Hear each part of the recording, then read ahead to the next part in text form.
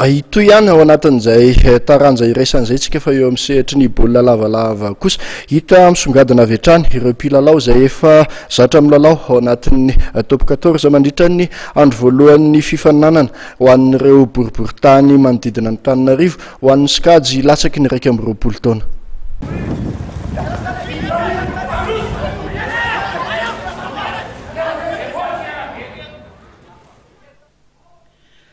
Saika ireo mpilalao efa milalao ao amin'ny fileovana top 14 avokoa no tena hita misongadina ho an'ny faninanana isaky ny boriboritany enina ho an'ny latsaky ny 20 taona eo amin'ny taranja baolina lavalava izay nanomboka omaly teny amin'ny Kianjamaki Antotapenaka ary ifarana amin'ny 17 ny volana Aogositra ho avy izao.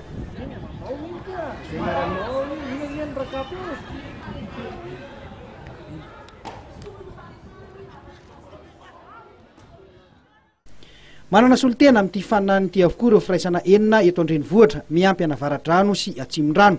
Mandray anjara amin'ny eto Antananarivo amin'ity faninanana ity ihany koa ireo ekipa voafantina avy any amin'ny faritra izay mizara roa ho faritra atsimo sy avaratra natokana ny faninanana ho andry zareo avy any amin'ny faritany ireto.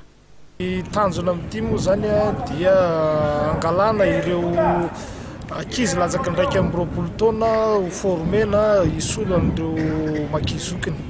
Zay izy raha ohatra ka ara-teknika eo amin'ny lafiny ara-sosialy kosa indray dia izy ity dia raha miasa amin'ny association miaro ny tontolo iainana Salamandra dia misy projet mahakasika tontolo iainana zany izy ity, zany hoe fandehan'le projet mety efa hitanareo omaly ihany hoe isan'ny ese ampitomboana folo dia zay ny zanak'azy tsy maintsy volena. Faharoa manarakaraka an'izay zao hitantsika zao efa mandeha tsara ny fifaninanana efa tafakatra daholo ny avy any amin'ny faritra. Ny faritra moa zany tsy tafiditra ao anatin'ilay poule ny eto Analamanga. Misy ekipa valiny eto Analamanga izay solon'ny première, deuxième, troisième, quatrième, cinquième arrondissement tena dia ny 6e arrondissement miaraka amin'ny section Ambohidratrimo, ny section Avaradrano sy section Atsimondrano mandeha manokana. Ny avy any amin'ny faritra misy an'ilay sélection nord sy sélection sud. Sélection nord izay ahitana ny Diana, Boeny, Betsiboka, Atsinanana.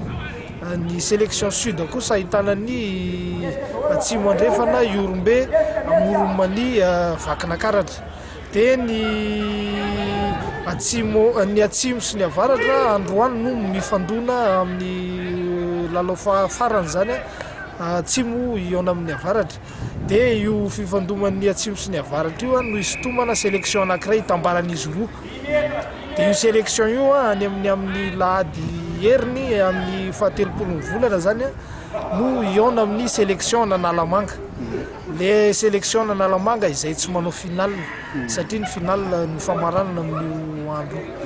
Amin'izao fotoana izao ihany koa mbola eto toerana ny ekipa pirenena malagasy na ny Maki Junior zany izay hiatrika ny fiadiana tompon-takana Afrika. Inona mbola zava-misy dia eritreretina hoe tokony roviana izy ireo, ny lasa roviana ihany koa ny lalao izay tokony hoatrehan'izy ireo.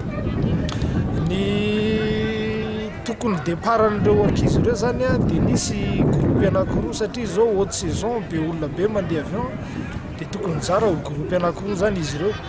Ny groupe ray tokony nandeha tamin'ny alakamisy arivo, ny groupe faharoa tokony nandeha tamin'ny zoma maraina.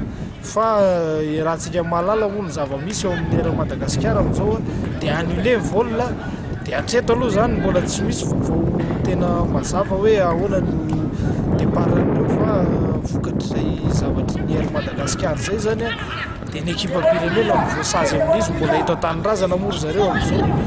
Ireo dia hiatrika lalao any Tunisie amin'ny alarobia izao.